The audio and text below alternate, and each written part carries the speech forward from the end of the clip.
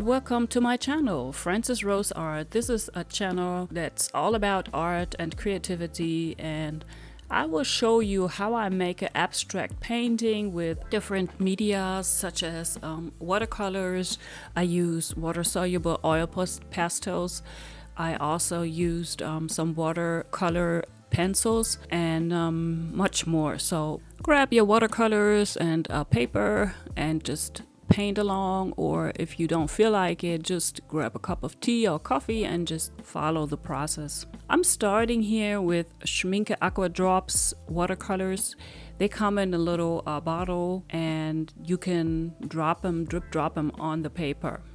You can also put them in a palette and add some water in order to thin the color out. But I like it when I have the full color because they are so vibrant that I don't want to lose that when I paint with them. So I usually use them right out the bottle. Also, I like the fact that they are very highly light fast, which means that your pictures will keep their vibrance over a long period of time. These colors are also free of cadmium, so I would highly recommend it also for children. Schmincke has some alternatives that are free of any kind of chemicals like Horadam Naturals, another watercolor product from Schmincke.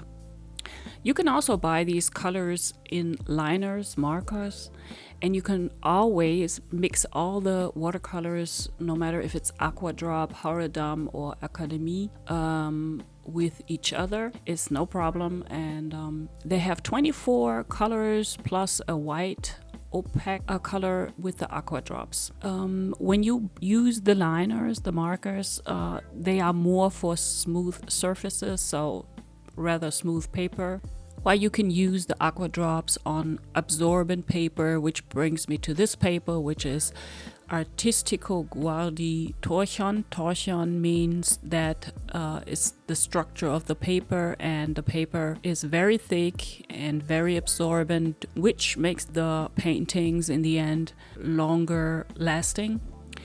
And what I also like about Schmincke is the fact that they have been chosen to be the brand of the century 5 times in a row, because they stand for consistency and innovation in a world of artists' colors. And I really like that, especially because they try to innovate colors that are animal-free and as well as chemical-free, but also they look after the sustainability in production and in the end product, which I really, really like, because we all need to think about our environment. When I do my abstract paintings, I have no plan whatsoever. I really start out of intuition. I start with colors that I like. Usually all my pictures are very bright.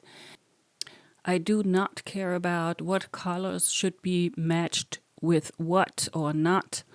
I just simply put down whatever I feel like, and a lot of times something good comes out of it. So don't be afraid to start without a plan. Just let loose, let go of the expectation of what the picture's supposed to look like. Just let it flow through you, and something good will come out of it. I know it takes some practice, and I've been practicing this for years, but believe me, sooner or later you will see results that you like. So I invite you to grab a cup of coffee or tea, listen to the music, and enjoy the process of the picture. I'll be right back. I'll get me a cup of coffee myself and take a deep breath, and I'll be back after the song.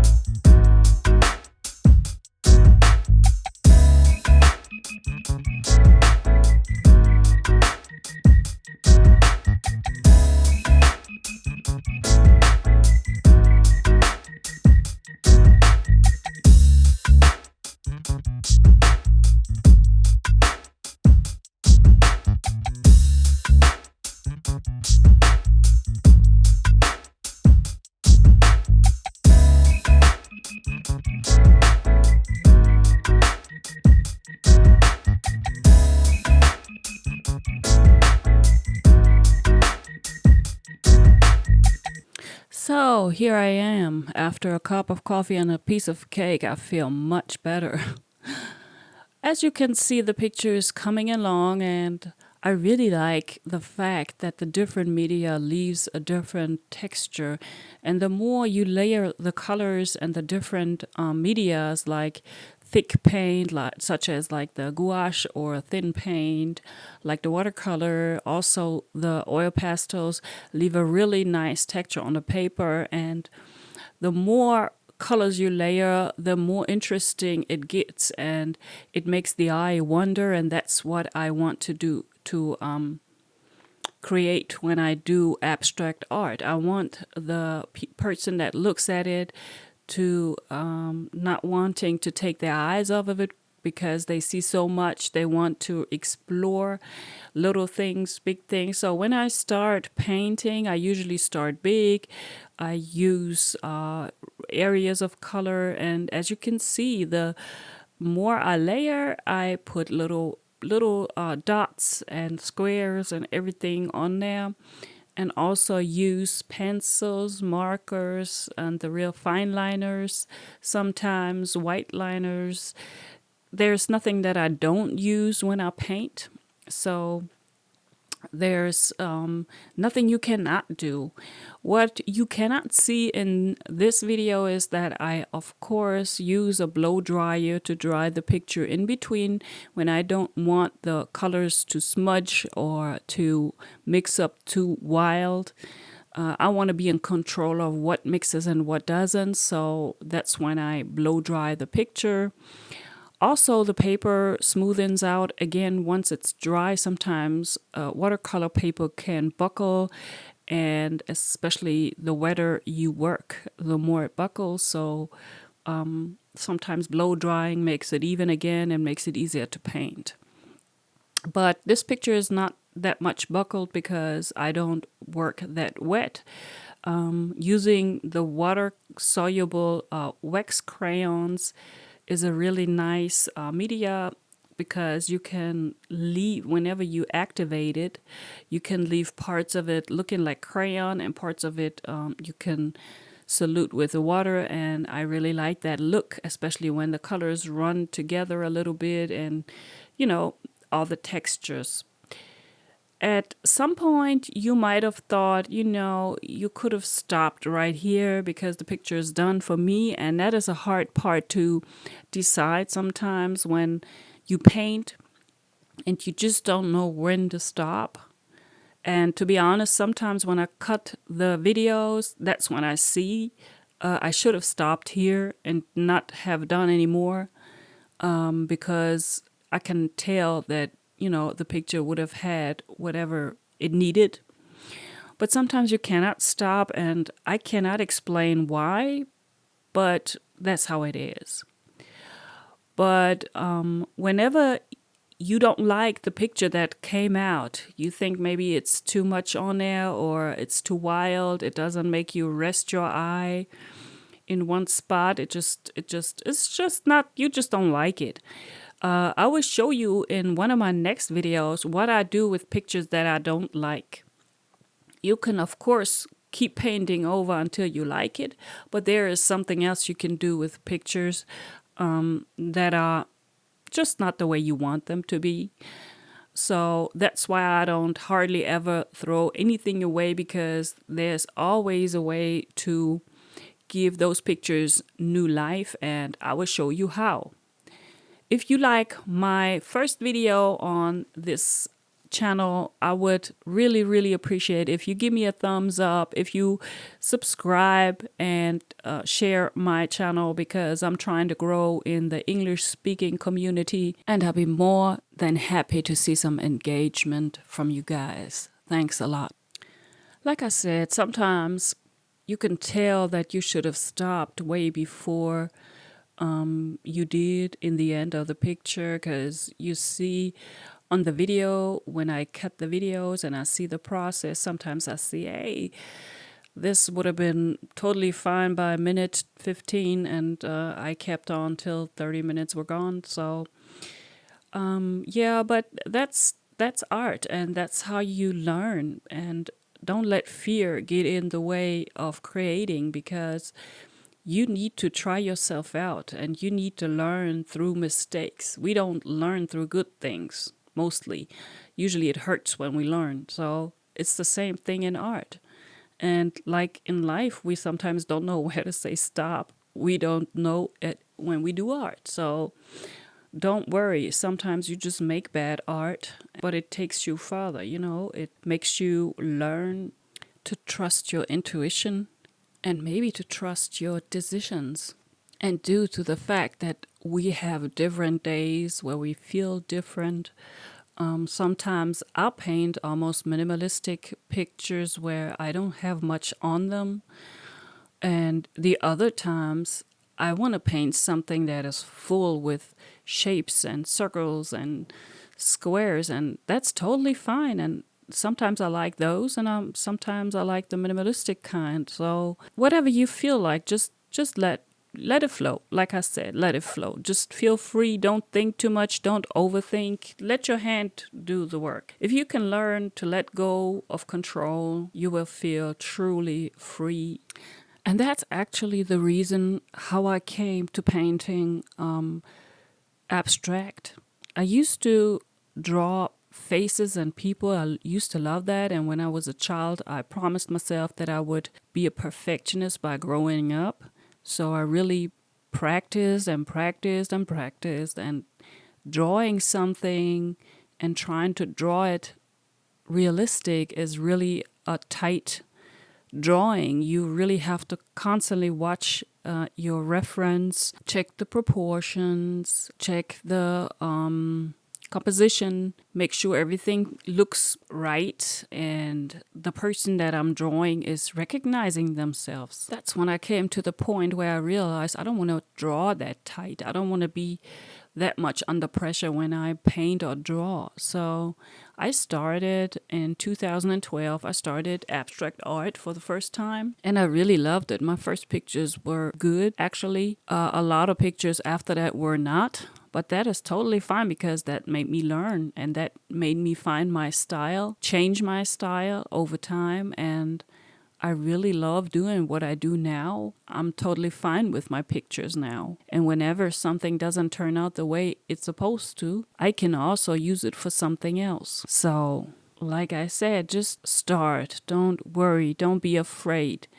Just start and accept the fact that a lot of pictures might not go well, but after a while, you will see results that you may not have thought of, and you find a style, your style. So, and it's not wrong to get inspired by people like me or other artists on the internet. Believe me, I had a lot of influence from other artists before I even started my own YouTube channel. And nowadays, I don't look at other artists because I want to make sure I don't be too much influenced, not noticing that I'm being influenced. So, and plus, I don't have the time, to be honest. But I really like creating, and that's all it is. I don't want no rules. I don't want nobody to tell me what I can or cannot do.